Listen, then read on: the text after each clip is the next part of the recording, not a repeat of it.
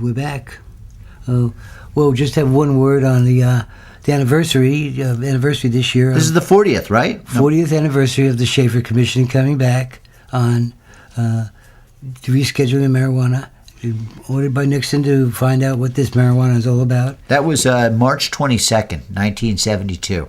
Well, we're at the 24th. Wayback Machine here. We're there. 40 years ago, they find out marijuana has good medicinal properties, and it should be off the schedule. And these are people that were appointed because they hate marijuana. By the President of the U.S. Yeah, by President Nixon of the U.S. I think we all know that Nixon hated marijuana, he hated hippies, and this is his revenge. And we're still undergoing the revenge of Nixon. Well, thank you, Tricky Dicky. You'll be remembered forever. Yep, 40 years later, and we're still fighting this thing. Crazy, huh? Yeah, thanks, Nix. So now on to our next thing. It's something in this. This is California State Assembly, California local politics, or state politics. Norma Torres, is that something of the famous Tories? No, she was actually born in Guatemala, Norma Torres, Assemblywoman Norma Torres. She represents Chino. She's a Democrat from Pomona, so Pomona, Chino area, Inland Empire, I think that is. Yeah. And she's just put out, the reason we're talking about her is because she's just put in Assembly Bill 2552. Yes. And that basically is a no DUI marijuana zero tolerance for driving on pot. Wait a second. What is this? Is it 502 like 502 in Washington? Worse. 502 at least specifies that you can have a small amount of marijuana. Some nanos. Yeah, a few nanos in there to count. Yeah. Let's see. Nanos. Assemblywoman Torres' bill would make it a crime for a person who has any level of cannabinoids or synthetic cannabinoid compound as defined in his or her blood or urine to drive a vehicle. So you can have 1 nano. 1 nano, you're out. It's DUI. No more driving a car because you have 1 Does nano this have a chance of marijuana, and that could be side stream. It could be a very expensive legal fight. It sounds good. Public safety. Yeah. People driving on marijuana. Yeah. It sounds like you're going to save us. But in fact, people drive better on marijuana, and they're using it as a substitute for alcohol. So they're actually cutting down on the DUIs and cutting down on deaths due to DUI. And that's what the study says. And so we have that study. That's what the study says. That says marijuana helps the roads, that helps keep alcohol off the roads. And so with that important, something that important, they would think that everyone would be for it. Instead, they're going this way. And you can look at that study, by the way, on our website at www.marijuana.org. Orgasm. Yeah, marijuana orgasm. Yeah. Easy to remember. And it's our outlet to the world. Yeah, it's a little bit down on the page, but you can find it there. It's our vision that something happens that's constructive, that's well thought out, and that I think the people that are writing initiatives should kind of ask us, just consulting us, just a couple of words or anything. But in fact, they never have. In fact, they somehow see me as out of control, much like the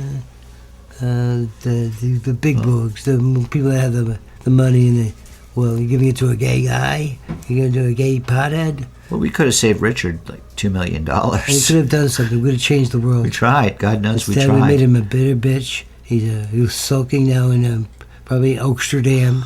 He's had to move 2 or 3 times. Instead, we could have made the country a better place. But so much for that. Yeah. Let's hope this woman doesn't have a chance of making this AB 2552. Write anybody you want. 2552 is bad.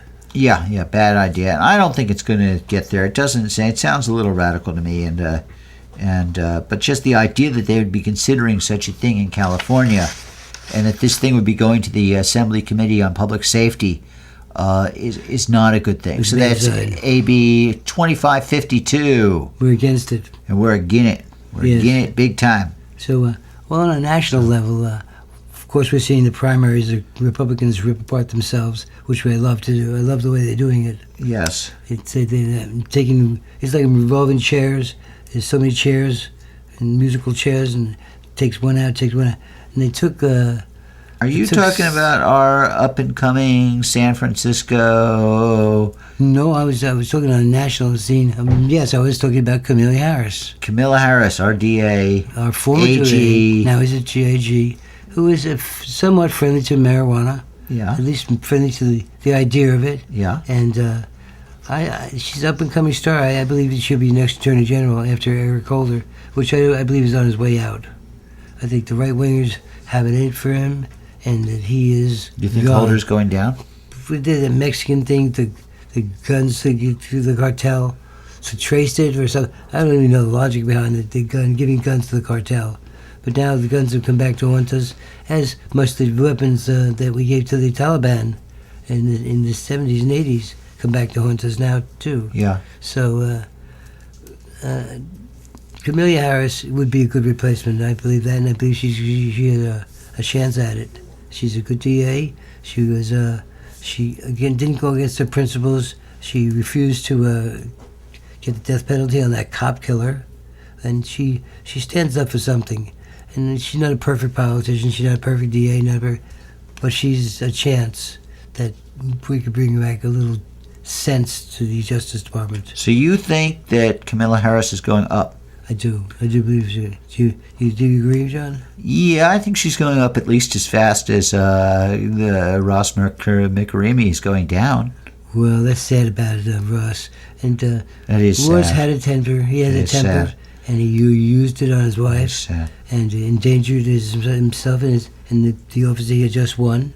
It's kind of Shakespearean, isn't it? Destroying yourself, loving the job, wanting the job, yet destroying the thing they love.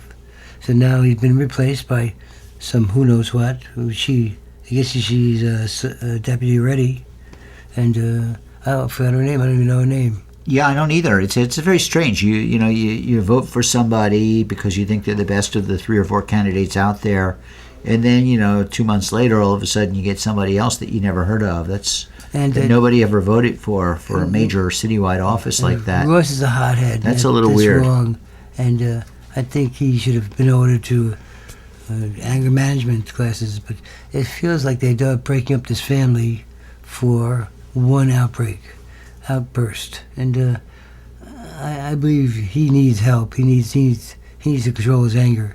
But I don't believe that. Yeah, this Families have feels pretty fights. heavy too. Yeah. It somehow has been brought into the national arena, and now he's lost his job. Now he's going to fight for it, and he's going to lose. No one wants to back someone that beats their wife. Yeah, that's not good. It's just It's not good. intimidating. That's not good. We have power. Men have power over women, but they cannot sanction that. But I hate the idea of seeing Ross drunk on a street corner, Yeah. homeless, living in a park somewhere. Yeah, it's a sad sight. It doesn't sound real good to me either. But your own anger. I gave up anger. I remember giving up anger, and anger never got me anywhere. So I just said, when I get mad, I do something constructive with my anger, not lash out at people. Try to do something and make a better place, Yeah. better world. Anger never got you anywhere, and it does not make you makes you blind to what you got to do. Don't get mad, organize. Yeah, don't get mad, organized. And, now let's take a break. We got some things that juicy at the next.